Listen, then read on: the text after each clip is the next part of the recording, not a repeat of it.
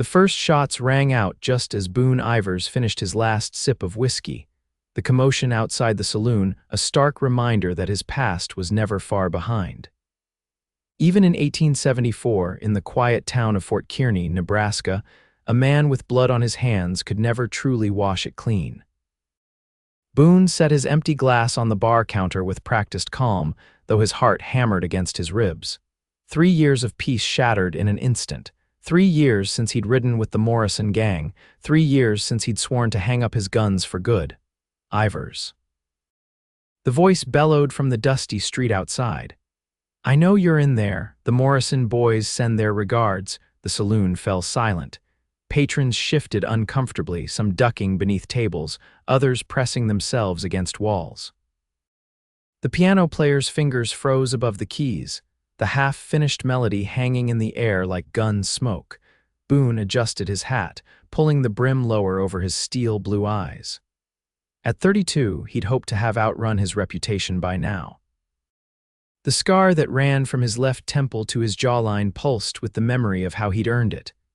"I ain't armed," Boone called out, which was true. His Colt revolver lay wrapped in oilcloth beneath the floorboards of his modest cabin outside town, "and I ain't looking for trouble." A bullet splintered the batwing doors of the saloon, sending patrons scrambling. The bartender ducked behind the counter, clutching a shotgun to his chest. "Your gang hung my brother," the voice shouted. "I don't give a damn if you're armed or not." Boone closed his eyes briefly. Another sin to add to his ledger, another ghost rising from a past he couldn't escape. "That wasn't me," Boone said, though he knew it hardly mattered. "I left that life." Tell it to the devil. Boone knew he had seconds to decide run or face the music. 3 years of quiet living, of honest work breaking horses at the Miller Ranch, of nodding politely to townsfolk who had no idea who he really was. 3 years of almost believing he could be something other than what he'd been. He moved toward the back door, hoping to slip away without bloodshed when the front doors burst open. The man who entered was young, too young to be seeking vengeance. His face was flushed with rage and whiskey, his gun hand trembling, dangerous, untrained, the worst kind of threat. "You Boone Ivers?" the young man demanded, waving his pistol wildly. Before Boone could answer, a flash of movement caught his eye. A woman rose from her table near the door, a woman he'd noticed when he first entered but had tried not to stare at. She wore a simple blue dress, her chestnut hair pinned up beneath a modest hat. Unlike the saloon girls, she carried herself with quiet dignity, and now she was stepping between Boone and certain death. "This man is under my father's employment," she said firmly. "Whatever grievance you have, it can be settled without violence in a civilized manner." The young gunman faltered, his eyes darting between the woman and Boone. "Miss Miller, step aside. This ain't your business." Boone's stomach dropped. Miller. She was Josiah Miller's daughter, his employer's daughter, the man who had given him a chance when no one else would. "I'm making it my business, Thomas Reed," she replied, her voice unwavering. "My father will not tolerate bloodshed in this town, especially not over ancient history." The young man Reed lowered his gun slightly. "He rode with the men who killed my brother. And now he breaks horses for my father and has done so honestly for 3 years, she countered. "The past is the past." The tension in the room was palpable as Reed considered her words. Finally, he spat on the floor. "This ain't over, Ivers, not by a long shot." He backed toward the door. "You watch your back." When he was gone, the saloon collectively exhaled. Patrons slowly emerged from their hiding places, conversations resuming in hushed tones. The woman Miss Miller turned to face Boone, her hazel eyes appraising him coolly. Up close, he could see the light dusting of freckles across her nose, the stubborn set of her chin. "Miss Miller," Boone said, tipping his hat. "I'm obliged for your intervention, though it wasn't necessary." "It seemed quite necessary from where I stood, Mr. Ivers," she replied. "And please call me Julia. After all, you've worked for my father long enough." Julia Miller. He'd seen her from a distance at the ranch, of course, but they'd never been properly introduced. Boone had made it a point to keep his distance from the main house, from the family that had shown him kindness he didn't deserve. "Well, Miss Julia," he said, "I reckon I should be heading back to the ranch now. Best not to tempt fate by lingering in town. I'll accompany you, she said, gathering her small purse. I was just about to return myself when all this excitement began. Boone wanted to protest, to explain that riding alongside him might not be the safest choice at the moment, but the determined look in her eyes suggested argument would be futile. Outside, the streets of Fort Kearny were beginning to empty as the late afternoon sun cast long shadows between buildings. Boone helped Julia onto her mare, then mounted his own stallion, a spirited black Mustang he'd broken himself. They rode in silence for several minutes, leaving the town behind and entering the open country that led to the Miller Ranch. The Nebraska landscape stretched out around them, a sea of tall grass rippling in the breeze, dotted with islands of cottonwoods. Were you really part of the Morrison Gang? Julia finally asked, breaking the silence. Boone kept his eyes on the horizon. Yes, madam. For how long? Too long. She adjusted her riding gloves. My father knows, you know, about your past. This surprised Boone, though perhaps it shouldn't have. Josiah Miller hadn't survived 30 years in the Nebraska territory by being naive. And he hired me anyway. He believes in second chances, she said simply. Says a man's worth isn't measured by his worst mistakes, but by his determination to make amends for them. The words settled over Boone like a physical weight. He hadn't deserved that chance, hadn't deserved the steady work or the small cabin or the quiet respect Miller had shown him these past 3 years. Your father's a good man, Boone said finally. Better than most. Yes, he is. Julia glanced at him. He also said you're the best horse trainer he's ever seen. Despite everything, Boone felt a small flicker of pride. Horses had always made more sense to him than people. They judged a man by how he treated them in the present, not by the ghosts he carried. That mean man in town, Julia continued, was he right? About his brother, Boone sighed heavily. The Morrison Gang did a lot of terrible things. I didn't kill his brother, but I rode with the men who did. I didn't stop it. That makes me guilty enough. Why did you leave them? The question hit Boone like a physical blow. The memories rushed back the bank in Topeka, the guard who shouldn't have been there, the little girl screaming as her father fell. Boone's hand shaking so badly he dropped his gun. One day I looked at myself and didn't recognize the man staring back, he said quietly. Decided I needed to find him again or die trying. They crested a small rise, and the Miller Ranch came into view below them, the sprawling main house, the barns and corrals, the bunkhouse where the ranch hands stayed. Smoke curled from the chimney of Boone's small cabin set apart from the others, near the western pasture where he worked with the horses. Well, Mr. Ivers, Julia said, it seems to me you're doing a fine job of finding that man again. She offered him a small smile, not pity, but something warmer that made Boone's chest tighten uncomfortably. He couldn't remember the last time a decent woman had smiled at him like that. As they approached the ranch, Josiah Miller emerged from the barn, his weathered face breaking into a smile at the sight of his daughter. The smile dimmed slightly when he spotted Boone riding alongside her. Julia, darling, Miller called, helping her down from her horse.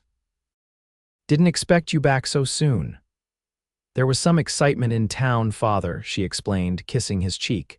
Mr. Ivers was kind enough to escort me home. Miller's sharp eyes moved to Boone.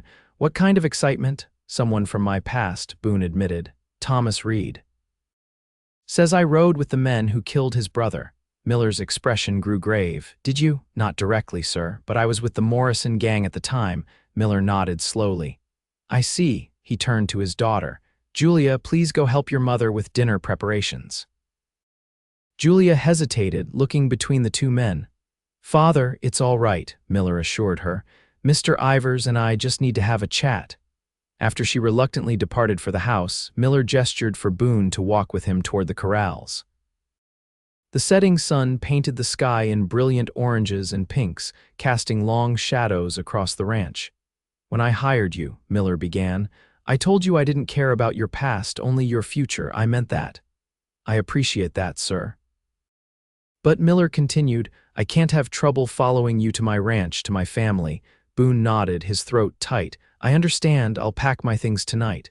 Miller stopped walking, surprised. "I'm not firing you, son. I'm asking what you plan to do about it." "Do, sir." A man can run from his past, or he can face it. Running just means it catches up to you when you least expect it, like today in town. Miller leaned against the corral fence. Facing it means making peace with those you've wronged as best you can. Boone had never considered that option. The weight of his sins had always seemed too heavy for redemption. "Some things can't be made right, Mr. Miller." "Perhaps not entirely," the older man conceded, "but a sincere attempt counts for something. Reed lost his brother, nothing brings him back. But maybe there's something you can do for the family, some amends to be made." The idea took root in Boone's mind. Maybe Miller was right. Maybe running had only postponed the inevitable reckoning. "I'll think on it," Boone promised. "Good man." Miller clapped him on the shoulder. "Now, I believe we have a new stallion arriving tomorrow from Colorado. Think you can handle him?" "Yes, sir." As Miller headed back to the main house, Boone made his way to his cabin, his mind heavy with the day's events. The small structure was sparse but comfortable: a bed, a table with 2 chairs, a small stove, and a bookshelf filled with volumes on horse training, and the few dog-eared novels he'd collected over the years. He lit the lantern and sank into his chair, removing his hat and running a hand through his dark hair. The encounter with Reed had shaken him more than he cared to admit. Not because of the threat to his life — Boone had made peace with the possibility of a violent death long ago — but because it had brought his past crashing into the present, into this new life he'd begun to build. A soft knock at his door startled him.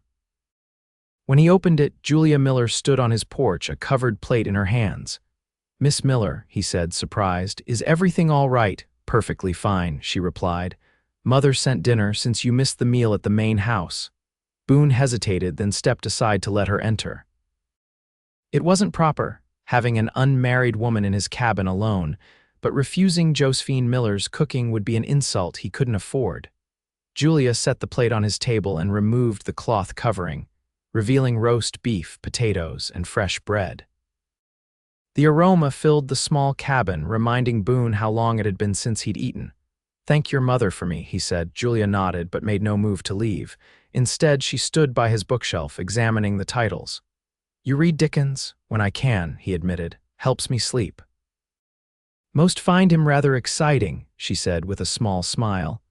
"I find his worlds far enough from mine to be restful." Julia ran her finger along the spine of Great Expectations, then turned to face him. In the warm glow of the lantern, her features seemed softer, her hazel eyes reflecting the light. "What did my father say to you?" "That I need to face my past, not run from it." "And will you?" Boone moved to the window, looking out at the darkening ranch. "I'm not sure what that looks like, to be honest." "It looks like courage," she said simply. "Which, despite what you may think of yourself, Mr. Ivers, you don't seem to lack." Her confidence in him was unnerving. He'd done nothing to earn it, especially not after she'd witnessed the scene in town. "You don't know me, Miss Miller." "I know enough," she countered. "I know you're kind to the horses, even the most difficult ones.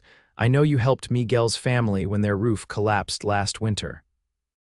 I know you taught little Timothy Wallace how to ride when everyone else had given up on him." Boone turned to her, genuinely surprised. "You've been watching me." A faint blush colored her cheeks. "I observe everyone on my father's ranch. It's my home, too." There was more to it than that, Boone suspected, but he didn't press. Instead, he gestured to the chair across from his. "Would you like to sit? The food will get cold." Julia hesitated only briefly before taking the offered seat. As they shared the meal, Boone insisting she take some despite her protests, a strange comfort settled between them. They spoke of neutral topics: the horses, the approaching harvest festival in town, the book of poetry Julia was currently reading.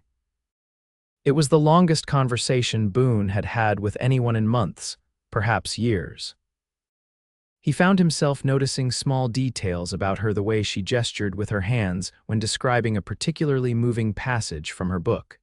The musical quality of her laugh when he recounted a story about a stubborn pony. The thoughtful pause before she answered a question. When the meal was finished and the hour grew late, Julia rose to leave. Thank you for the company, Mr. Ivers, Boone, he said. If I'm to call you Julia, then fair's fair, she smiled. Very well, Boone. She gathered the empty plate. Whatever you decide to do about your past, I hope you know you have friends here, people who believe in the man you are now. As she reached for the door, Boone spoke again.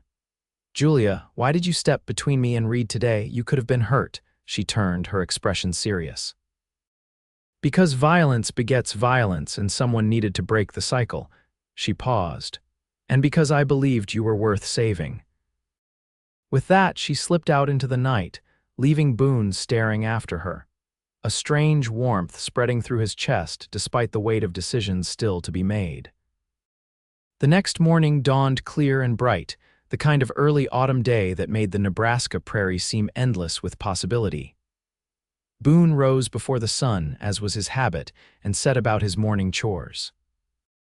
By the time the rest of the ranch was stirring, he had already exercised 3 horses and begun repairing a section of fence in the north pasture. Work had always been his salvation. The physical labor, the focus required, the tangible results, they all served to quiet the ghosts that haunted him. Today, however, as he hammered posts and strung wire, his mind kept drifting back to Julia Miller's words from the night before. Because I believed you were worth saving, was he? After everything he'd done, everything he'd failed to prevent, could a man like him truly be redeemed? The question followed him throughout the morning, as persistent as his own shadow. Around midday, a cloud of dust on the horizon announced the arrival of the stallion from Colorado. Boone set aside his tools and made his way to the main corral, where Miller and several ranch hands had gathered to witness the delivery. The horse was magnificent, a palomino with a golden coat that gleamed in the sunlight and a wild, intelligent look in its eyes. As the handlers attempted to lead it from the transport wagon, it reared and bucked, nearly breaking free of its restraints. Quite a spirit, Miller commented as Boone approached. Think you can handle him? Boone studied the stallion's movements, the way it tested its handlers, the flash of fear beneath the aggression. Yes, sir, just needs to understand we're not here to hurt him. Well, he's all yours, Miller said. The seller warned he's never been fully broken, through 3 men trying. Boone nodded, already formulating his approach. He didn't break horses in the traditional sense, he gentled them, earned their trust. It took longer but resulted in a partnership rather than submission. As the ranch hands secured the stallion in the training corral, Boone noticed Julia watching from the porch of the main house. She raised a hand in greeting, and he nodded in acknowledgement, feeling an unexpected flutter in his chest. For the next several hours, Boone simply sat in the corral with the stallion, making no move to approach or control it. He spoke softly, letting the horse become accustomed to his voice, his scent, his presence. The animal paced nervously, occasionally pawing at the ground or snorting in challenge, but Boone remained calm and patient. By late afternoon, the stallion had settled enough to drink from the water trough while Boone sat nearby. It was a small victory, but an important one. Trust, like redemption, came in increments. As the sun began its descent, Boone noticed Julia approaching the corral, carrying what appeared to be a canteen. She moved slowly, respecting the skittish nature of the new horse. Thought you might be thirsty, she said, offering the canteen through the fence. Boone accepted it gratefully, suddenly aware of how parched he was. Thank you. She leaned against the fence post, observing the stallion. He's beautiful. That he is, Boone agreed. Still deciding if he wants to be friends or trample me, though, Julia smiled. I have faith in your powers of persuasion. The easy confidence she placed in him was still disconcerting. Your father mentioned you'll be teaching at the schoolhouse in town come winter, Boone said, changing the subject. Yes, just for the season. Mrs. Thornton is expecting her 4th child and needs the rest. Julia's eyes lit up as she spoke. I've always enjoyed teaching the younger children. They see the world so differently than we do. How so? With wonder instead of wariness, she explained. Every new discovery is a delight, not a potential threat. They haven't learned to be afraid yet. Boone nodded, understanding all too well. Fear had been his constant companion for so long, he sometimes forgot what it was like to live without it. The stallion approached cautiously, drawn by their voices. It stopped several yards away, nostrils flaring as it assessed the newcomer. "He's curious about you," Boone observed. "May I?" Julia gestured toward the gate. Boone hesitated. "He's still unpredictable." "So are most things worth knowing," she replied with a small smile. Against his better judgment, Boone opened the gate to let her in, positioning himself between her and the stallion. "Move slowly and let him come to you if he wants." Julia followed his instructions perfectly, standing still beside Boone, her presence calm and unthreatening. To his surprise, the stallion approached them, extending its neck to sniff at Julia's outstretched hand. "Hello, beautiful," she murmured. "Aren't you magnificent?" The horse nickered softly in response, and Boone watched in amazement as it allowed Julia to gently stroke its muzzle. In his experience, horses were excellent judges of character, sensing fear or cruelty instantly. This stallion's acceptance of Julia spoke volumes. "You have a way with them," he said. "I had a good teacher," she replied, glancing at him. "I've watched you with the horses. You speak their language." "It's a simpler language than people's," Boone admitted. "No hidden meanings, no lies, just trust or the lack of it," Julia agreed. She continued stroking the stallion, which had relaxed considerably. "Have you thought more about what my father suggested, about facing your past?" Boone sighed, leaning against the fence post. "I have. Been thinking I might ride into Fort Kearny tomorrow, try to find Reed, see if there's some way to make amends." "Would you like company?" Julia asked. "I need to visit the general store anyway." The offer was tempting, but Boone shook his head. "Best I handle this alone, might get ugly." "Or it might not," she countered. "Sometimes a witness can keep tempers in check." Before Boone could argue further, the dinner bell rang from the main house. The stallion startled at the sound but quickly settled when Julia resumed her gentle stroking. "We should go," Boone said. "Your parents will be waiting." "Join us for dinner," Julia said, surprising him. It wasn't a question, but neither was it quite a command. "Mother's making her apple cobbler." Boone hadn't taken a meal at the main house since his first week at the ranch, when Miller had invited him to dine with the family. He'd felt so out of place among their easy, familial warmth that he'd made excuses ever since. "I shouldn't," he began. "You should," Julia insisted. "Unless you have prior engagements with the stallion here," the horse snorted as if in agreement with her logic, making Julia laugh. The sound was so genuine, so free of pretense that Boone found himself smiling in response. "All right," he conceded. "Let me clean up first." After securing the stallion for the night and washing up at his cabin, Boone made his way to the main house, an unfamiliar nervousness settling in his stomach. He'd faced down armed men with less trepidation than he felt approaching the Miller family dinner table. Josephine Miller greeted him warmly at the door, her resemblance to her daughter striking despite the silver streaking her chestnut hair. "Mr. Ivers, how lovely of you to join us. We've missed your company at our table." The dining room was comfortable but not ostentatious, reflecting the practical prosperity the Millers had achieved through years of hard work. Julia and her father were already seated, along with a young man Boone recognized as Ben Miller, Julia's younger brother who was home from his studies back east. Conversation flowed easily around him as they ate, the family including him without making him feel scrutinized. Ben eagerly described his university experiences, while Miller discussed the upcoming cattle sale.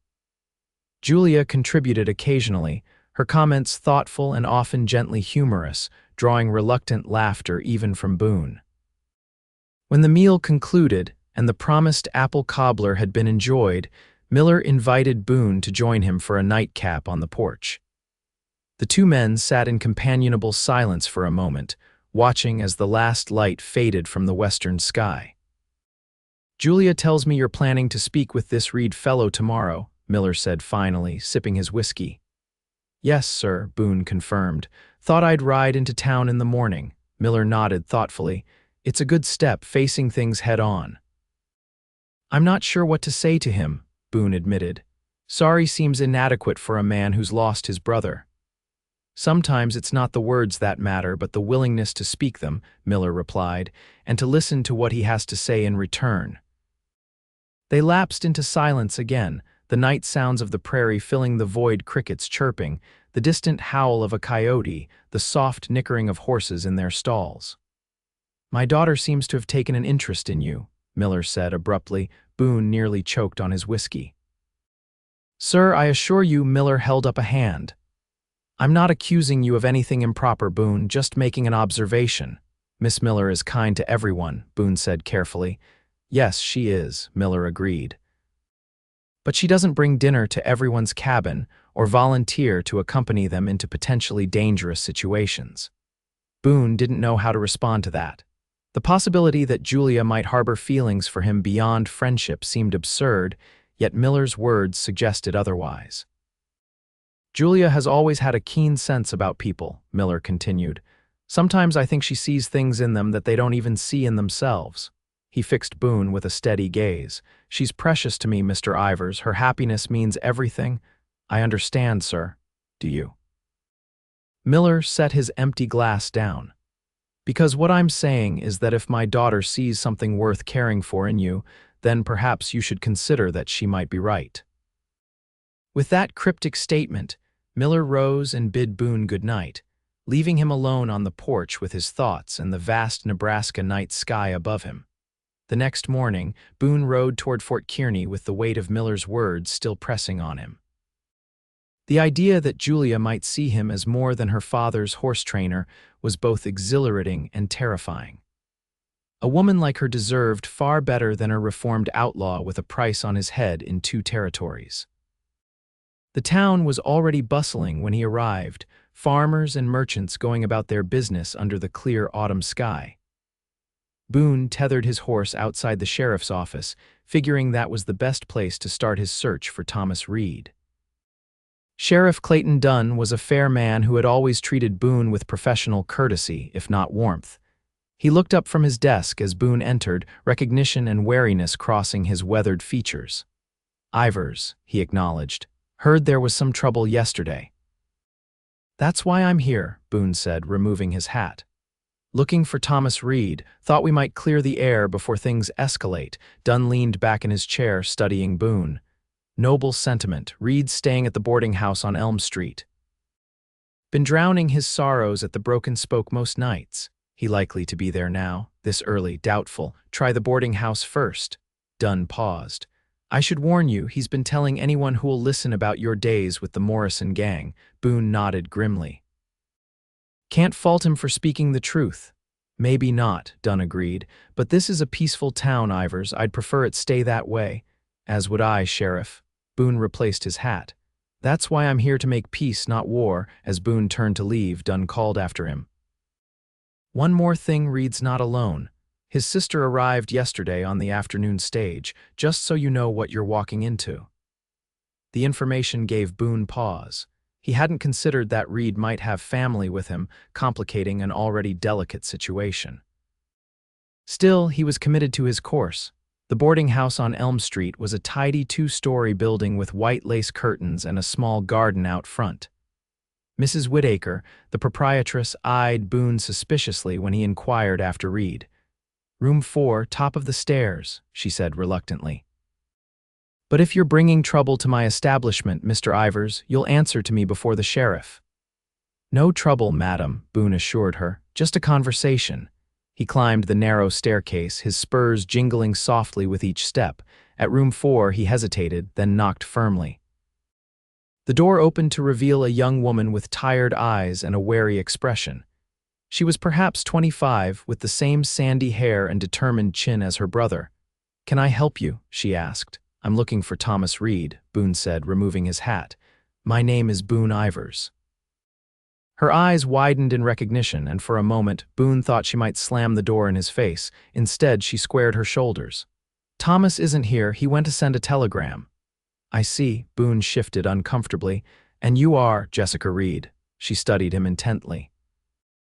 "You're really him, the one who rode with the men who killed James." "I was part of the Morrison Gang when it happened," Boone admitted. "I didn't pull the trigger, but I was there." Jessica's expression hardened. "And now you've come to what? Apologize, make it right somehow?" "I don't know if I can make it right," Boone said honestly, "but I'd like to try." To his surprise, Jessica stepped back from the doorway. "You might as well come in. Thomas will be back soon, and I'd rather not have this conversation in the hallway for Mrs. Whittaker to overhear." The room was small but neat, with 2 narrow beds, a washstand, and a single window overlooking the street. Jessica gestured to the room's only chair while she perched on the edge of one bed. "Thomas has been tracking you for nearly a year," she said without preamble. "Ever since he heard a rumor that one of the Morrison Gang was working as a ranch hand near Fort Kearny." Boone absorbed this information with a sinking feeling. Reed's appearance in town hadn't been a coincidence. It had been the culmination of a long pursuit. "Why now?" he asked. "It's been 3 years since they hanged our brother for a crime he didn't commit," Jessica finished sharply. "Thomas was back east when it happened. By the time he returned, the Morrison Gang had scattered and the law wasn't interested in pursuing it further." Boone remembered the incident all too clearly, a bank robbery in a small Kansas town that had gone wrong. A teller had been killed, and the local vigilantes had caught one man, James Reed, who had been in the wrong place at the wrong time. "Your brother wasn't part of the robbery," Boone said quietly. "I tried to tell them that." Jessica's eyes narrowed. "What do you mean?" "I was there when they caught him," Boone explained. "Told Frank Morrison we should do something, that the man was innocent. Frank said it wasn't our problem." The shame of that moment still burned in Boone's gut. "I should have done more. It was after that I left the gang." Jessica stared at him, confusion and anger warring in her expression. Before she could respond, the door opened and Thomas Reed entered. He froze at the sight of Boone sitting in his room. "What the hell is this?" Reed demanded, his hand moving to his gun. "Mr. Ivers came to speak with you," Jessica said quickly, rising from the bed. "He was just explaining that he tried to help James." Reed's face contorted with rage. "Is that what he told you, and you believed him?" He drew his pistol, pointing it at Boone. "Stand up, slowly." Boone complied, keeping his hands visible. "I'm not armed, Reed. I came here to talk, not fight." "Talk," Reed spat. "My brother's dead because of you and your gang." "What could you possibly say that would matter?" "Nothing that will bring him back," Boone acknowledged. "But I can tell you what really happened that day and why I left the Morrison Gang afterward." For a long moment, the only sound in the room was Reed's harsh breathing as he kept the gun trained on Boone. Finally, Jessica laid a gentle hand on her brother's arm. "Let him speak, Thomas," she urged. "We came all this way for answers. Let's hear what he has to say." Reed's hand trembled with the effort of restraint, but he lowered the gun slightly. "Talk then, but make it good, or I swear I'll finish what I started yesterday." Boone took a deep breath and began the story he'd never told anyone, not even Josiah Miller. He spoke of the bank robbery, of James Reed's accidental presence, of the vigilante mob that had formed when word spread of the teller's death. He described how he'd tried to convince Frank Morrison to intervene, knowing an innocent man was about to die, and how Morrison had laughed at his sudden attack of conscience. "I should have done more," Boone concluded, the familiar shame washing over him. "Should have testified or broken him out or something. Instead, I just rode away, left the gang that night, but it was too late for your brother." Reed and Jessica exchanged glances, an unspoken communication passing between them. "Why should we believe you?" Reed asked, though some of the murderous rage had left his voice. "No reason you should," Boone admitted. "Except that I'm here, unarmed, telling you a story that doesn't make me look any better than you already thought I was." Jessica studied him intently. "If you're telling the truth, why come forward now? Why not years ago?" "Because I was a coward," Boone said simply. "Running from everything I'd done, everything I'd failed to do, figured the best thing I could do for the world was disappear from it." "And now?" Reed asked. "Now I'm trying to face my past instead of running from it." Boone met Reed's gaze steadily. "Your brother deserved justice. You deserve the truth. I can't give you the first, but I'm trying to give you the second." A heavy silence fell over the room as the Reed siblings absorbed his words. Finally, Thomas slowly holstered his gun. "I still don't know if I believe you," he said, "but I don't think you're lying either." He ran a hand through his hair, suddenly looking exhausted. "What do you want from us, Ivers? Forgiveness?" "I don't expect that," Boone replied honestly. Just wanted you to know the whole story and to say I'm sorry for my part in it for what it's worth." Jessica rose from the bed. "Where are the others? The ones who actually killed the teller and let James hang for it?" "Frank Morrison was killed in a shootout in Colorado 2 years back," Boone said. "The Winters brothers were caught and hanged in Oklahoma territory. Gareth Sloan, last I heard, was still running with what's left of the gang up north." Reed's expression hardened at the mention of Sloan. "So some justice has been served." "Some," Boone agreed. An uncomfortable silence fell, the three of them caught in a moment without clear resolution. Finally, Jessica spoke. "Thank you for coming, Mr. Ivers, for telling us the truth." Her voice was measured, neither forgiving nor condemning. "We need time to think about what you've said." Boone nodded, recognizing the dismissal. He replaced his hat and moved toward the door. "I understand. I'm staying at the Miller Ranch if you have any other questions." Reed followed him to the door.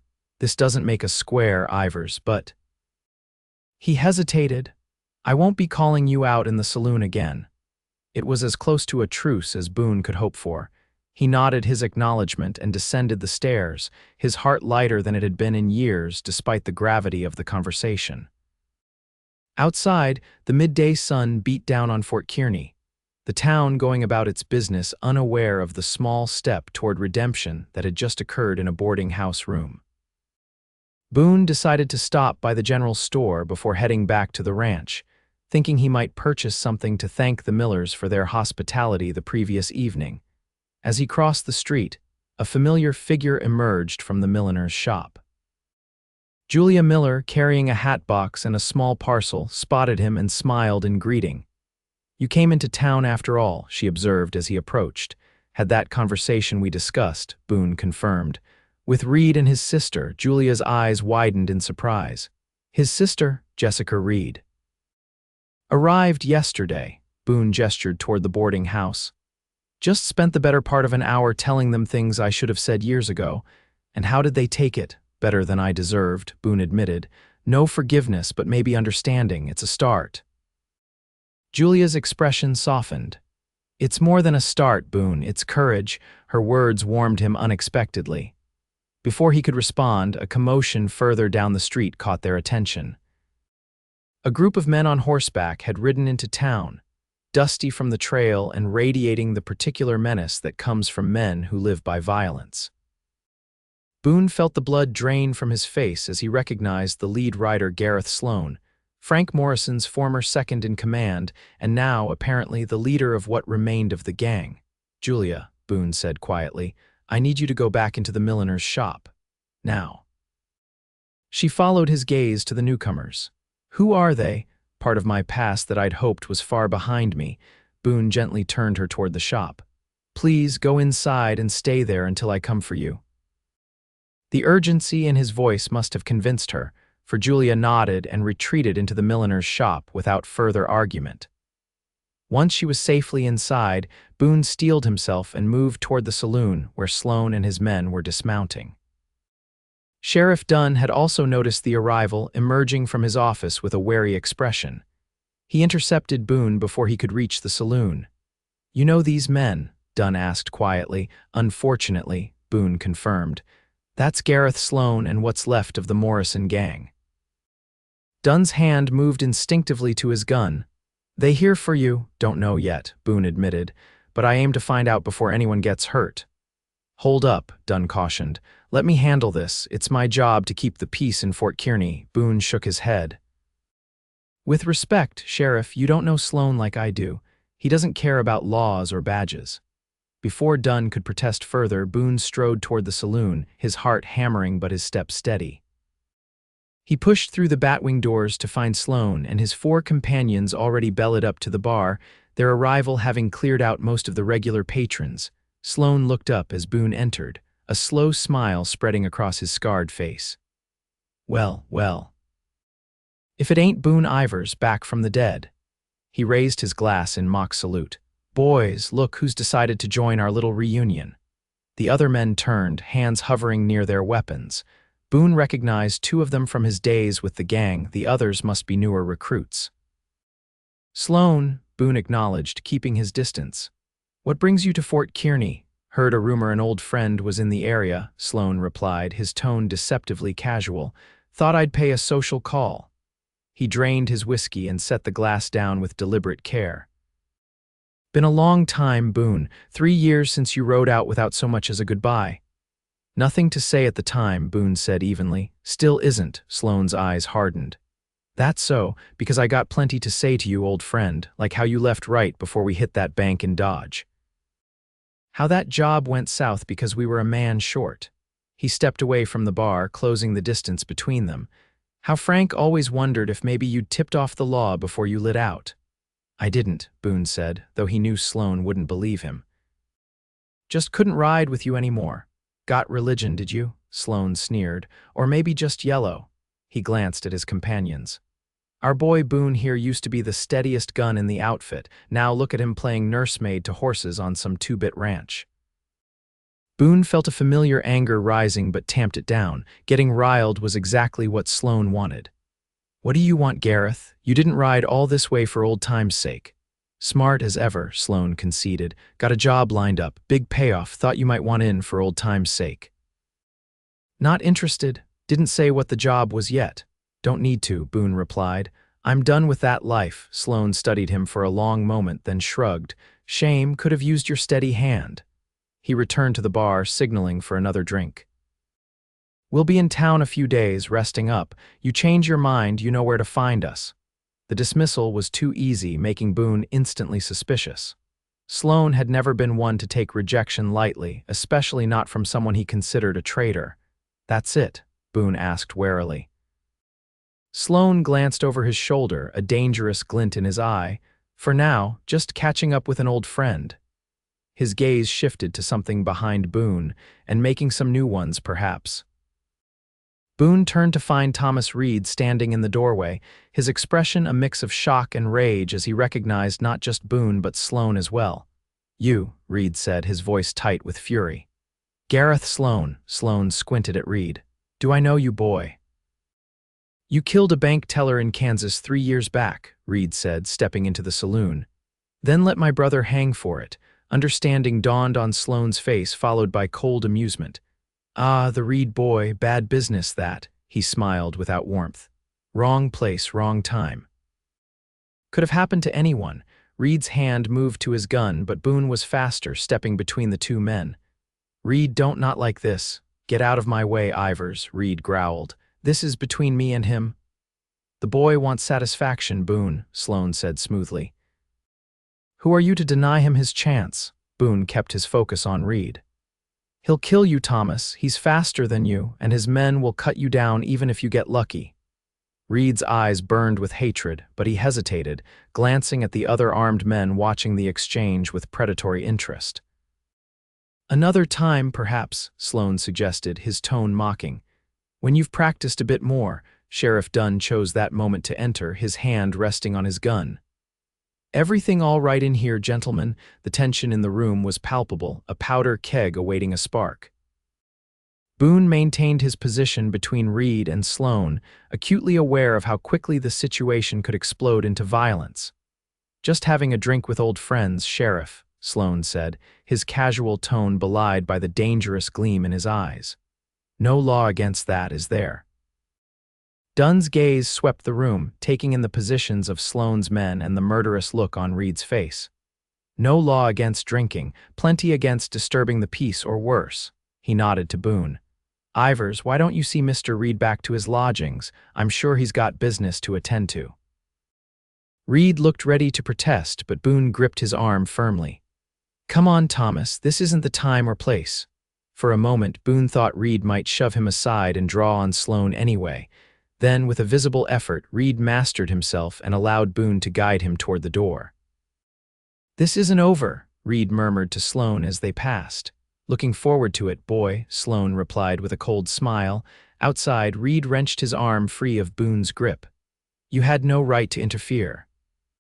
That man would have put a bullet in you before you cleared your holster, Boone cut in sharply. And if by some miracle you got him, his men would have gunned you down where you stood. What about your sister, then? The mention of Jessica seemed to reach Reed where other arguments might have failed. He glanced toward the boarding house, then back at Boone, some of the fight going out of him. "I've waited too long for justice to let him just ride away," Reed said. "I understand," Boone said, "better than most. But getting yourself killed won't bring your brother back." Reed studied Boone for a long moment. "You really did try to help James, didn't you?" "Not hard enough," Boone admitted. "But yes." A silent understanding passed between them, born of shared regret and the shadow of James Reed's unjust death. "Sloane's in town for something," Reed said finally. "Not just passing through." "I know," Boone agreed. "He claimed he wanted me for a job, but that's not the real reason he's here." "What are you going to do?" Before Boone could answer, he spotted Julia emerging cautiously from the milliner's shop, her concerned gaze seeking him out. The sight of her reminded him of all he stood to lose if Sloane's presence in Fort Kearny spiraled into violence. "First," Boone said, "I'm getting Miss Miller safely back to the ranch, then I'm figuring out what Sloane's really after and making sure he doesn't get it." Reed followed his gaze to Julia, a flicker of understanding crossing his features. "The boss's daughter, complicated." "More than you know," Boone agreed. As Julia approached, Boone introduced her to Reed, watching with interest as the animosity that had fueled their first meeting was replaced by cautious civility. "Mr. Reed was just telling me about his sister," Boone explained. "Jessica arrived in town yesterday. I'd like to meet her," Julia said warmly. "Perhaps you could both come to dinner at the ranch this week. My father enjoys company, and my mother's cooking is renowned in 3 counties. Reed seemed taken aback by the invitation, but managed a polite nod. "That's kind of you, Miss Miller. I'll speak with Jess about it." After parting ways with Reed, Boone escorted Julia to where their horses were tethered, his senses alert for any sign of Sloane or his men. "Who were those men in the saloon?" Julia asked as they mounted up. "The ones who made you so concerned." Boone hesitated, torn between protecting her from the truth and respecting her enough to be honest. "The leader is Gareth Sloane. He took over the Morrison Gang after Frank Morrison was killed." Julia's eyes widened. "Your old gang, what are they doing here?" "That's what I aim to find out," Boone said grimly. "But first, I'm getting you safely home." The ride back to the Miller Ranch was tense, Boone constantly scanning their surroundings for potential threats. He couldn't shake the feeling that Sloane's appearance in Fort Kearny was somehow connected to him, despite the years that had passed since he'd left the gang. When they reached the ranch, Boone insisted on accompanying Julia to the main house, where they found Josiah Miller on the porch reviewing ledgers. "Back already?" Miller asked, looking up with a smile that faded when he saw Boone's expression. "What's happened?" "Trouble in town," Boone said simply. "The Morrison Gang, what's left of it, rode in today." Miller set aside his ledgers, his expression grave. "Looking for you." "Sloane says not, but I don't believe him." Julia joined her father on the porch. Mr. Reed was there too. He and this Sloane person seemed to know each other. "Reed's brother was hanged for a crime Sloane committed," Boone explained. "Nearly came to gunplay in the saloon before the sheriff and I intervened." Miller absorbed this information with a thoughtful frown. "Sounds like Fort Kearny's about to become the center of an old vendetta." "Yes, sir, which is why I'm thinking it might be best if I wasn't here for a while," Boone said. "Draw Sloane away before anyone gets caught in the crossfire." "Absolutely not," Julia protested immediately. "That's exactly what he wants, to get you alone, away from witnesses." "Julia's right," Miller agreed. "Running isn't the answer, Boone, not this time." Boone looked between them, touched by their concern but worried for their safety. "I don't want to bring trouble to your door, sir." "Trouble found its way to Fort Kearny without your invitation," Miller pointed out. "Better to face it here with friends at your back than alone on the trail." The wisdom in Miller's words was undeniable, yet Boone couldn't shake the fear that his presence put the Miller family at risk. If anything happened to them, to Julia, because of his past. As if sensing his thoughts, Julia stepped closer, her hand coming to rest lightly on his arm. "We're not abandoning you to face this alone, Boone. That's not what family does." Family, the word struck Boone like a physical blow. He'd been alone for so long, running from his past, that he'd forgotten what it meant to have people who stood by you, who fought for you not because of obligation but because they chose to. "All right," he conceded. But we need to be careful. Sloane's dangerous and he doesn't fight fair. Miller nodded. I'll send word to the other ranches in the area. Strength in numbers. He fixed Boone with a steady gaze. This is your home now, son. We defend our own. The words settled over Boone like a mantle, both comforting and weighty with responsibility. For the first time in years, he had someone worth fighting for, worth staying for. As Miller went inside to write his messages, Julia remained on the porch with Boone, the late afternoon sun casting long shadows across the ranch. You were going to leave, she said quietly. It wasn't a question. Thought it might keep you safe, Boone admitted. And who would keep you safe? She countered, her hazel eyes searching his face. Boone had no answer for that. Safety had never been his primary concern, not since the day he'd first strapped on a gun and chosen a life outside the law. I've been taking care of myself for a long time, he said finally. Perhaps that's the problem, Julia suggested gently. Perhaps it's time to let others care too. She was standing close enough that Boone could see the golden flecks in her eyes, could detect the subtle scent of lavender that clung to her hair. Something shifted in the air between them, a current of unspoken feeling that made his breath catch. Before either could speak again, the sound of approaching hoofbeats drew their attention. A rider was galloping toward the ranch, the horse lathered with exertion. Boone stepped protectively in front of Julia as the rider approached, relaxing slightly when he recognized Miguel Ortiz, one of the Miller ranch hands. "Senor Ivers," Miguel called as he reined in his horse. "There is trouble in town. Sheriff done sent me to fetch you." "What kind of trouble?" Boone asked, though he already suspected the answer. Miguel dismounted, his expression grim. "The men who arrived today, they have taken the Reed woman. The brother tried to stop them and was badly beaten. Sheriff says to tell you Sloane left a message. Old debts come due." Boone felt the blood drain from his face. Jessica Reed, taken by Sloane as bait for a trap meant for him or perhaps for Thomas Reed. Either way, an innocent woman was in danger because of old vendettas. Julia gasped at Miguel's news. "We must help her." "I'll go," Boone said, already moving toward the stable. "Miguel, please tell Mr. Miller what's happened." "I'm coming with you," Julia insisted, following him. Boone stopped short. "Absolutely not. Sloane's using Jessica to draw me out. I won't risk you too." "I'm not asking permission," Julia replied, her chin lifted in stubborn determination. "Jessica needs another woman right now, not just guns and anger. Besides, I know Fort Kearny better than you do, every building, every alley." Boone wanted to argue but recognized the steel beneath Julia's gentle exterior. It was one of the qualities that had drawn him to her quiet strength, her unwavering moral compass. "Your father will have my hide," he muttered. "Then we'd better succeed," she replied with grim humor. As they saddled their horses, Miller emerged from the house, his expression darkening as Miguel relayed the situation. To Boone's surprise, he didn't immediately forbid Julia from accompanying him. "Take Ben and 2 of the hands with you," Miller instructed instead. "More eyes, more guns." "I'll follow with the rest once I've sent word to the neighboring ranches." Boone nodded, grateful for the support. "We'll head straight to the sheriff's office, find out exactly what happened." Miller gripped Boone's shoulder. "Be careful, son, and keep my daughter safe." "With my life, sir," Boone promised. Within minutes, a small party had assembled: Boone, Julia, Ben Miller, Miguel, and Pedro Vasquez, another trusted ranch hand. They rode hard for Fort Kearny, the setting sun casting long shadows across the prairie. The town was unnaturally quiet when they arrived, an undercurrent of tension evident in the few people hurrying along the boardwalks, glancing nervously toward the saloon where Sloane and his men had established their presence.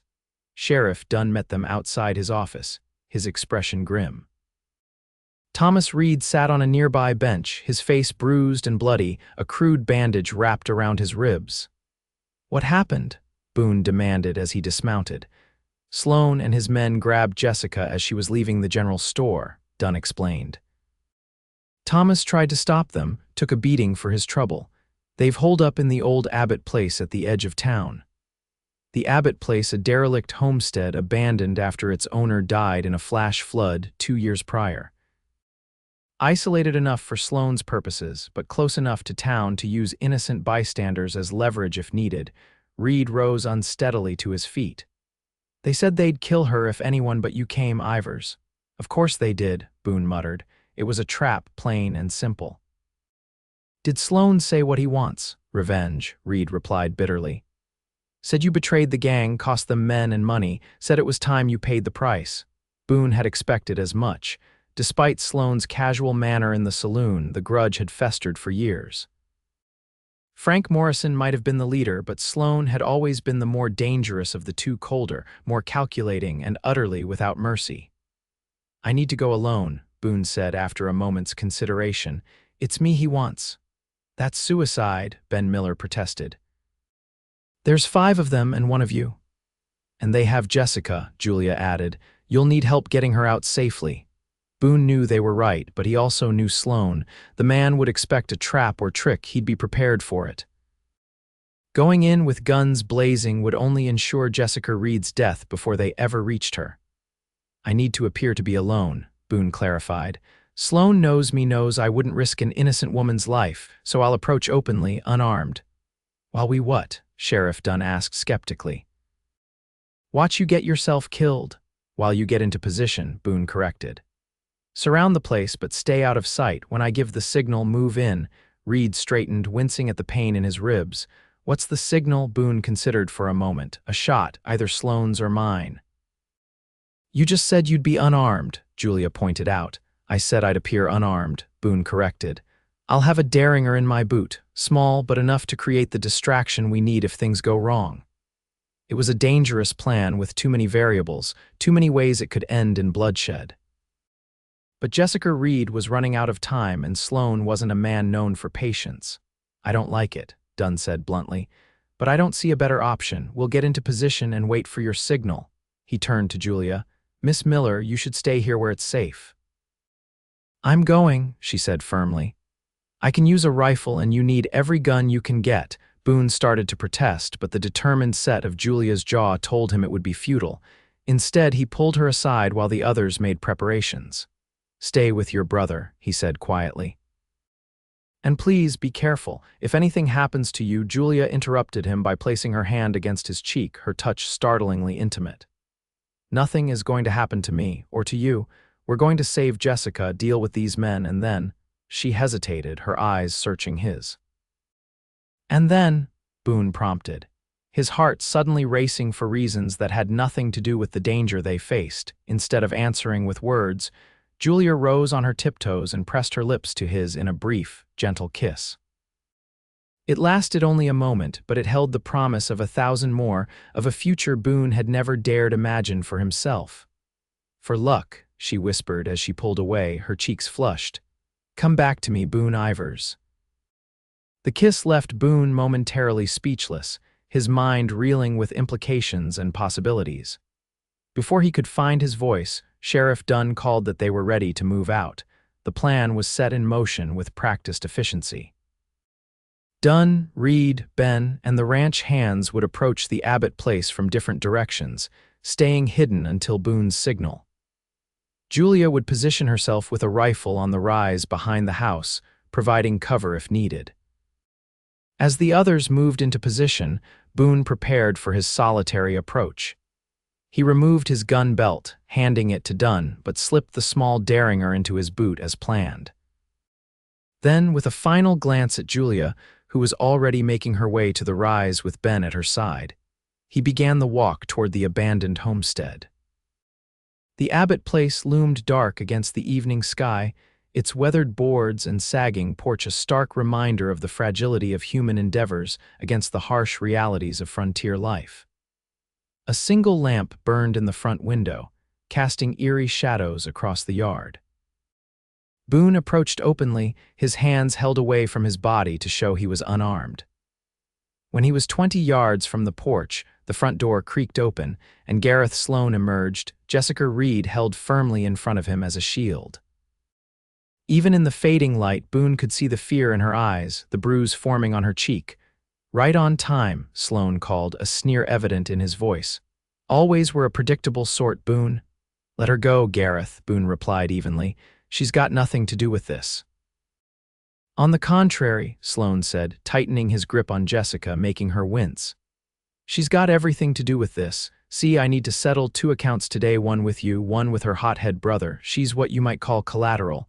Boone took another step forward. You've got me now. No need for her.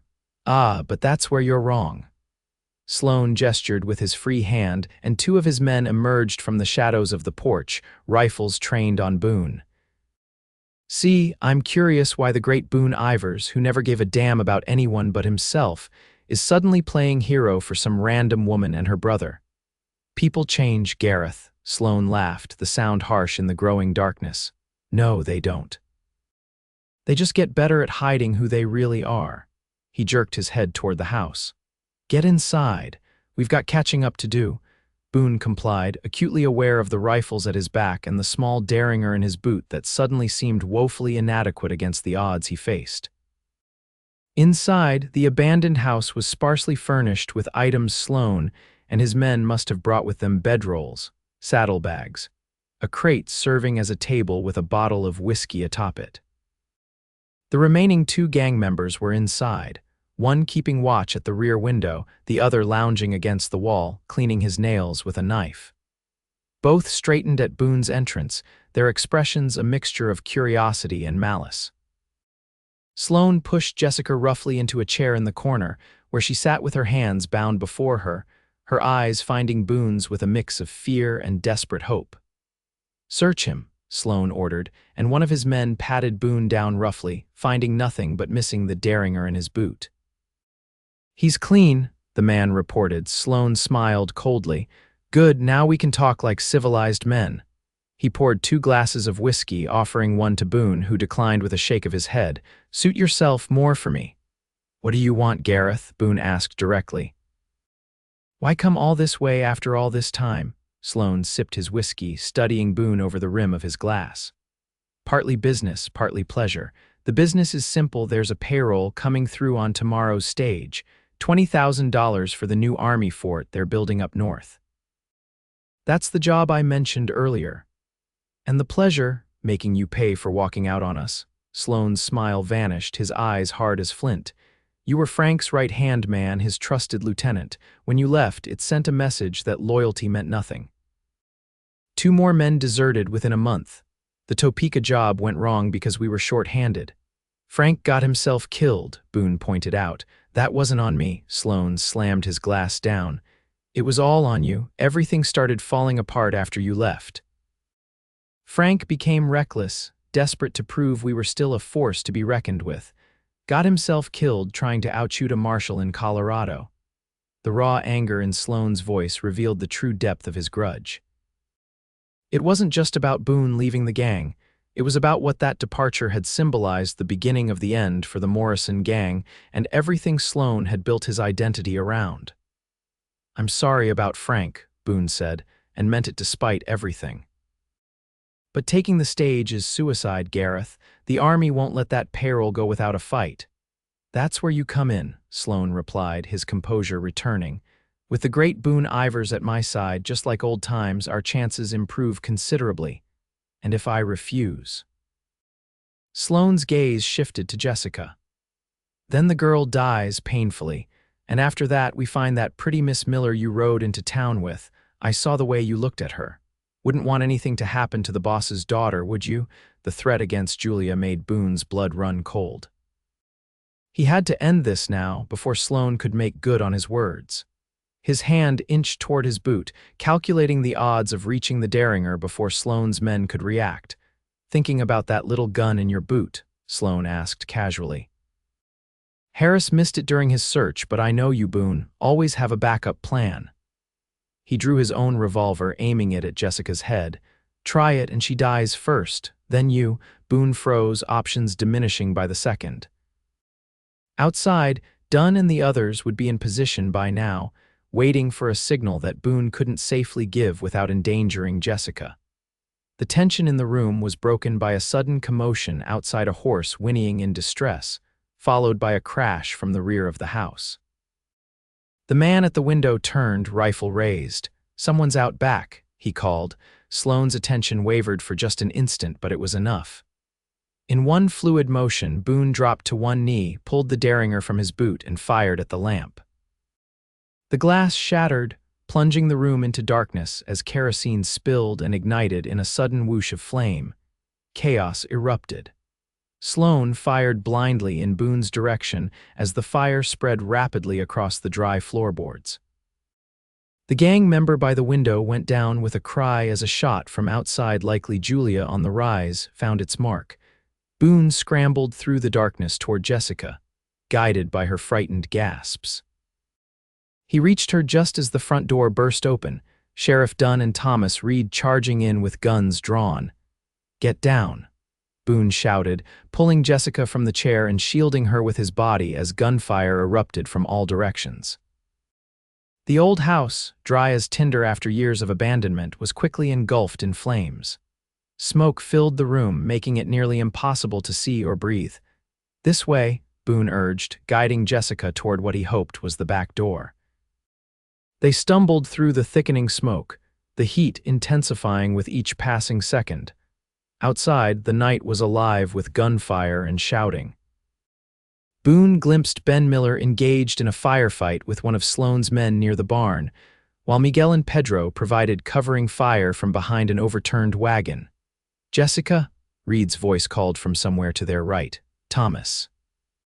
She cried in response, pulling away from Boone and running toward her brother's voice. Boone followed, scanning frantically for any sign of Sloane. The main house was now fully ablaze, casting an orange glow over the entire property and creating nightmarish shadows that danced across the yard. A movement to his left caught Boone's attention. Gareth Sloane emerged from the smoke, blood streaming from a gash on his forehead, his gun aimed directly at Reed and Jessica as they embraced. "Sloane," Boone shouted, drawing the man's attention. "It's me you want." Sloane swung toward him, his face contorted with hate. "You ruined everything, Ivers. Everything," he fired, the bullet whistling past Boone's ear. Boone charged forward, tackling Sloane before he could get off another shot. They crashed to the ground, Sloane's gun flying from his hand as they grappled in the dirt. Despite the years of relatively peaceful ranch work, Boone's reflexes were still sharp. He blocked Sloane's wild punch and delivered one of his own, connecting solidly with the other man's jaw. But Sloane had always been a dirty fighter. He raked his fingers across Boone's eyes, temporarily blinding him, then drove a knee into his stomach. As Boone gasped for breath, Sloane scrambled for his fallen gun. Boone lunged after him, catching him by the ankle and dragging him back. Sloane kicked free and rolled, coming up with a knife that gleamed in the firelight. "Should have killed you years ago," Sloane snarled, slashing wildly. Boone dodged the first strike but wasn't quick enough to avoid the second. The blade caught him across the ribs, tearing through his shirt and drawing a line of fire along his side. He staggered back, pressing his hand to the wound and feeling the warm stickiness of blood. Sloane pressed his advantage, advancing with the knife. "Frank always said you were the best of us. But look at you now, bleeding for people who don't even know who you really are, what you've done." "They know," Boone replied, circling warily. "They know, and they still believe I can be better than I was. That's the difference between you and me, Gareth. I'm trying to be better." "You're still clinging to the past," Sloane laughed bitterly. "Fine words from a man about to die." He lunged again, but this time Boone was ready. He sidestepped the attack and caught Sloane's wrist, twisting until the knife fell from his grasp. A quick strike to Sloane's throat sent him stumbling backward, gasping for air. Boone advanced, his own anger rising like the flames consuming the Abbott house behind them. For years he'd run from his past, tried to bury it under honest work and quiet living. But sometimes the past wouldn't stay buried. Sometimes it had to be faced, defeated, put to rest once and for all. "It's over, Gareth," Boone said, standing over the coughing man. "The Morrison Gang is finished. Let it go." For a moment it seemed Sloane might actually listen. Then his hand darted to his boot, emerging with a small revolver similar to Boone's own derringer. "Never," he spat, raising the gun. A shot rang out, but it wasn't from Sloane's gun. The outlaw jerked backward, a look of surprise crossing his face as a dark stain spread across his chest. He toppled slowly sideways, the unfired revolver slipping from his fingers. Boone turned to see Julia standing a few yards away, a smoking rifle in her hands. Her face was pale but resolute in the firelight, her eyes fixed on Sloane's fallen form. "Julia," Boone breathed, moving toward her. She lowered the rifle, her composure finally cracking. "He was going to kill you." "You saved my life," Boone said, reaching her and gently taking the rifle from her trembling hands. Around them, the gunfire had ceased. Sheriff Dunn emerged from behind the barn, supporting a wounded but conscious Thomas Reed. Jessica ran to her brother's side, her face streaked with soot and tears. Ben Miller and the ranch hands approached cautiously, their guns still drawn but pointed safely at the ground. "Sloane?" Dunn asked, nodding toward the fallen outlaw. "Dead," Boone confirmed. Dunn surveyed the scene, the burning house, the bodies of Sloane's men scattered across the yard, the survivors gathering in the firelight. "Hell of a mess," he observed grimly, "but it could have been worse." Boone nodded, suddenly aware of the pain in his side where Sloane's knife had caught him. Julia noticed his wince and the blood seeping through his shirt. "You're hurt," she said, her voice sharp with concern. "It's not deep," Boone assured her, though he wasn't entirely certain. "Just a cut." Julia wasn't convinced. "We need to get you to Dr. Parker." She turned to her brother. "Ben, help me get him to town." As they made their way back to Fort Kearny, the adrenaline of the confrontation began to fade, leaving Boone exhausted and increasingly aware of his wound. The town was awake despite the late hour. Citizens gathered on porches and in the street, drawn by the distant glow of the Abbott House fire and the earlier gunfire. Dr. Parker, alerted to the situation, was waiting at his office. He examined Boone's wound with practiced efficiency, declaring it serious but not life-threatening. 7 stitches and a few days' rest, he prescribed, already threading his needle. "You're lucky, Mr. Ivers. An inch deeper and we'd be having a very different conversation." While the doctor worked, Julia refused to leave Boone's side, her hand clasped firmly in his despite the impropriety. Sheriff Dunn came and went, taking statements and providing updates. The Reed siblings had been treated for their injuries and were resting at the boarding house. All of Sloane's men were dead or captured. The fire at the Abbott place had been contained before it could spread to the surrounding grassland. By the time Dr. Parker finished, dawn was breaking over Fort Kearny. Julia helped Boone into his shirt, careful of his bandaged side. "Father will be here soon," she said. "Miguel rode to the ranch to update him while you were being treated." Boone nodded, suddenly uncertain what to say. In the heat of danger, everything had seemed clear: his feelings for Julia, the future he wanted to build. Now, in the harsh light of day, doubts crept in.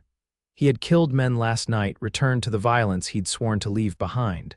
Was he truly capable of being the man Julia deserved? As if reading his thoughts, Julia took his face in her hands. "Stop," she said firmly. "I can see you retreating, building those walls again." "Don't, Julia, what happened last night was necessary," she finished for him. "You protected Jessica, Thomas, all of us. That's not the same as the violence of your past, and you know it." Her certainty was like a balm to his wounded soul. "How did you get so wise?" he asked, a small smile tugging at his lips despite everything. "I had an excellent teacher," she replied, returning his smile. "My father always says that it's our choices that define us, not our circumstances. You've chosen to be a good man, Boone." "The past doesn't change that." Before Boone could respond, the door opened to admit Josiah Miller, his weathered face lined with concern. He took in the scene, his daughter standing close to his wounded horse trainer, their hands intertwined, and raised an eyebrow. "I see some things have developed in my absence," he observed dryly. Julia straightened but didn't release Boone's hand. "Father, I can explain." Miller held up a hand, silencing her.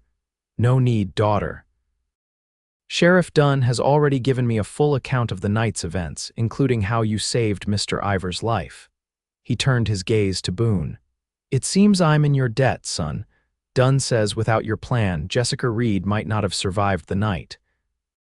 "It was a group effort, sir," Boone said modestly. "And as you can see, I didn't exactly emerge unscathed." Miller nodded, his expression softening.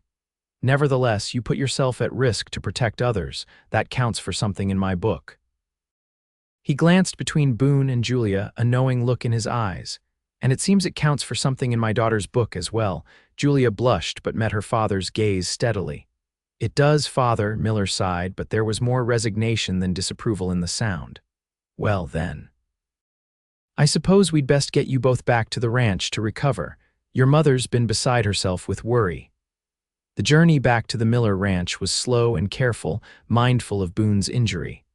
By the time they arrived, the morning was well advanced, the sun high in the clear autumn sky. Josephine Miller met them at the door, her relief at seeing her family safe quickly giving way to practical concerns about meals and rest. Boone was ushered to his cabin with firm instructions to lie down and allow his body to heal. To his surprise, Julia insisted on accompanying him, brushing aside her mother's raised eyebrows with a determined, "He needs someone to change his bandages, Mother." Once inside, with the door closed behind them, Julia helped Boone to his bed. The simple cabin seemed different somehow, transformed by her presence into something warmer, more like a home than the mere shelter it had been. "You should rest too," Boone said as she fussed with his pillows. "You've been up all night."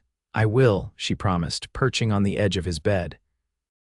"But first, we need to talk about what happens next." "Next," Boone echoed, suddenly apprehensive. Julia's expression was both tender and resolute. "Yes, next, after you heal, after we deal with the aftermath of Sloan and his men. After you stop trying to convince yourself that you don't deserve happiness." Boone was silent for a moment, caught off guard by her directness. "Julia, I care for you more than I thought possible, but my past is past," she interrupted firmly. "Boone, when are you going to understand? I know who you were. I care about who you are now and who you're becoming." "And who am I becoming?" he asked softly. Julia smiled, taking his hand in hers. "A man who uses his strength to protect, not harm.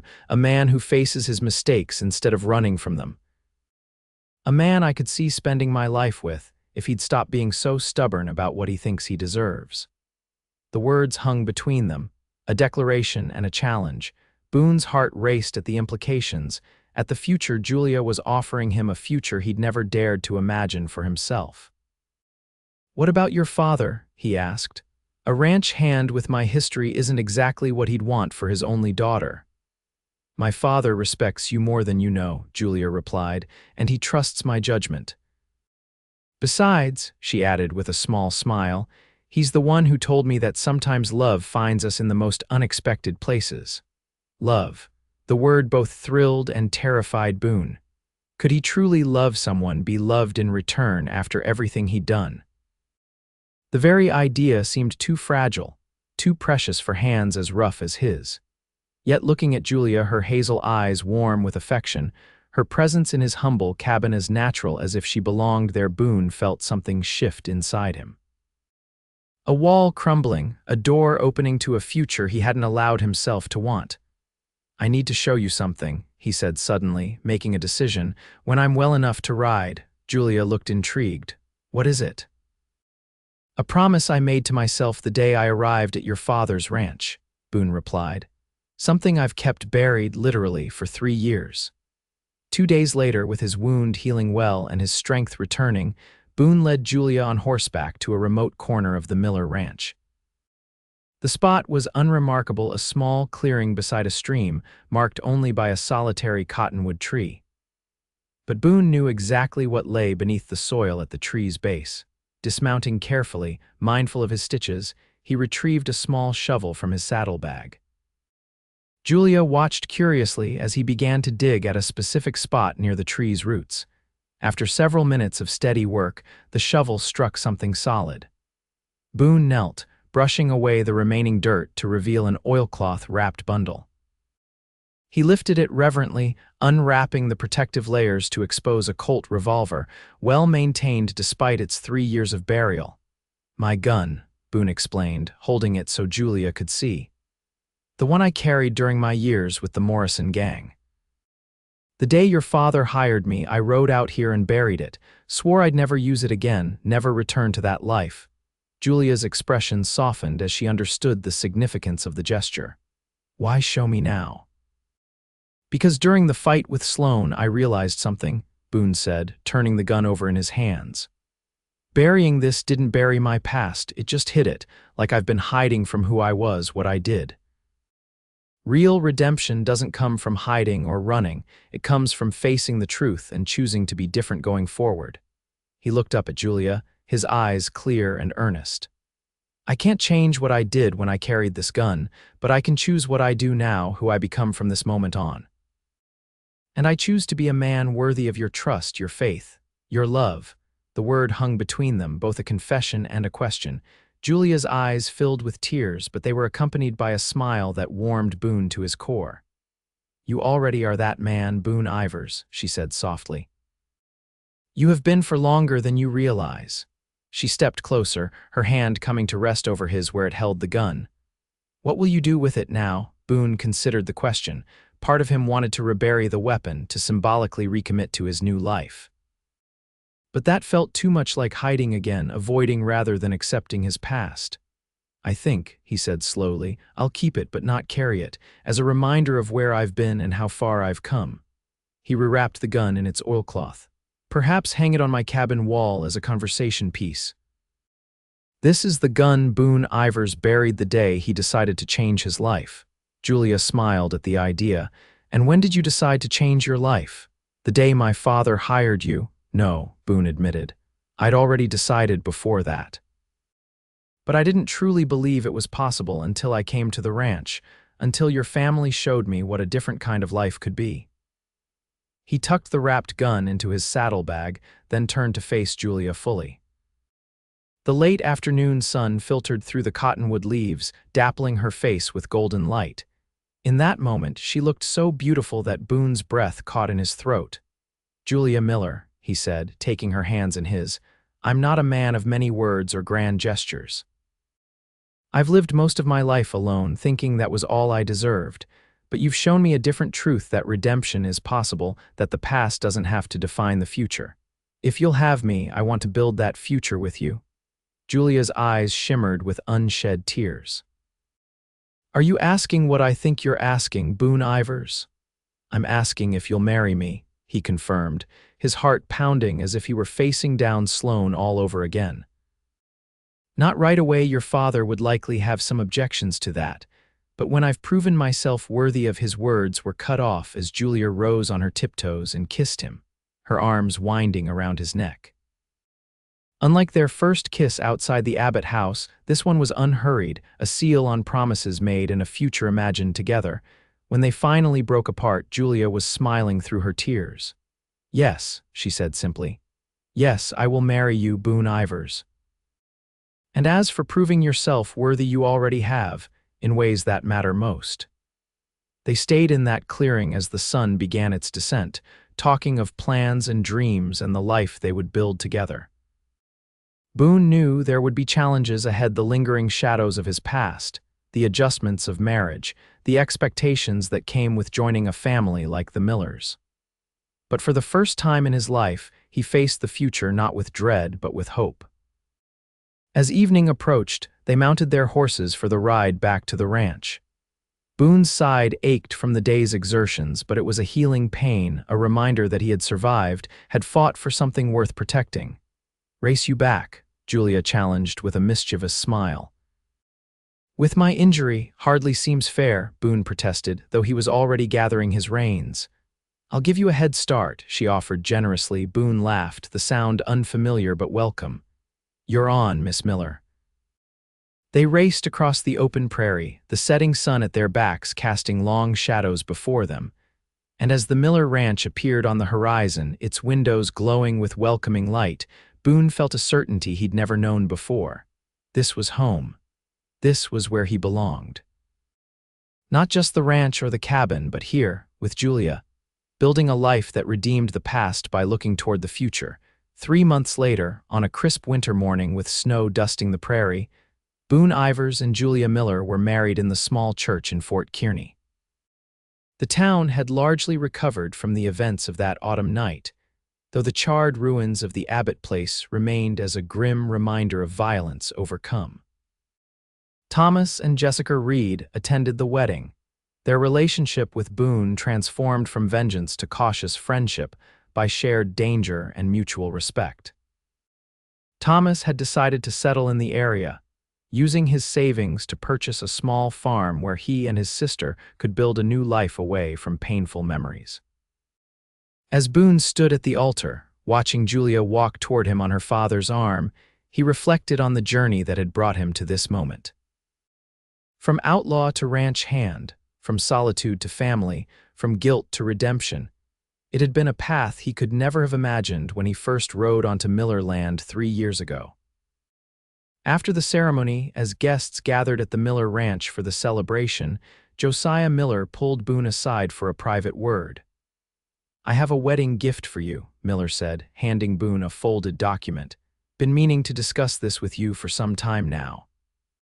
Boone opened the paper to find a deed transferring a significant portion of the Miller Ranch into his name, along with the title of foreman. "Sir, I can't accept this," Boone protested, stunned by the generosity. "It's too much." Miller waved away his objection. "Nonsense, you're family now. Besides, I'm not getting any younger and Ben's set on finishing his education back east. The ranch needs someone who knows horses, knows the land, and cares for it as much as I do." He clapped Boone on the shoulder. "You've earned this, son. Not just by marrying my daughter, but by the man you've proven yourself to be." Boone was speechless, overwhelmed by the trust Miller was placing in him. Julia, noticing the exchange, joined them, slipping her arm through Boone's. "What's this?" she asked, eyeing the document. "Your father just made me part owner of the ranch," Boone explained, still dazed, "and foreman." Julia's face lit up with delight. "That's wonderful. I knew he was planning something, but he wouldn't tell me what." She kissed her father's cheek. "Thank you, father." Miller smiled at his daughter's enthusiasm. "Well, it makes good business sense. Your husband has a way with horses that's bringing buyers from 3 territories. And this way, the two of you can build your own home on Miller land whenever you're ready." The idea of building a home with Julia, a real home, not just his small cabin, filled Boone with a sense of permanence he'd never expected to find. The ranch, once merely a place of employment and refuge, was now truly becoming his home, his future. As the celebration continued into the evening, Boone found a quiet moment to slip away to their cabin. On the wall hung the Colt revolver, now mounted in a simple wooden frame. Beneath it, Boone had carved a small plaque, buried on June 12, 1871, unearthed on October 4, 1874. A reminder that the past shapes us but doesn't define us. "There you are," Julia's voice came from the doorway. She entered, radiant in her wedding gown, and joined him in contemplating the mounted gun. "Reflecting, grateful," Boone corrected, drawing her into his arms, "for second chances." "For you," he smiled down at his bride. "For the future we're building together." Julia reached up to touch his face, her fingers tracing the scar that ran from temple to jaw, a mark from his old life that had become simply a part of who he was, neither hidden nor defining. "I love you, Boone Ivers." "And I love you, Julia Ivers," he replied, the name still new and wonderful on his tongue. As they returned to their wedding celebration, Boone felt the weight of his past finally, truly lifting. The gun on the wall would remain as a reminder, but no longer as a burden. He had buried it the night Julia first kissed him, not just physically in the earth, but in his heart. And in its place had grown something he'd never thought possible: hope, love, and the promise of redemption.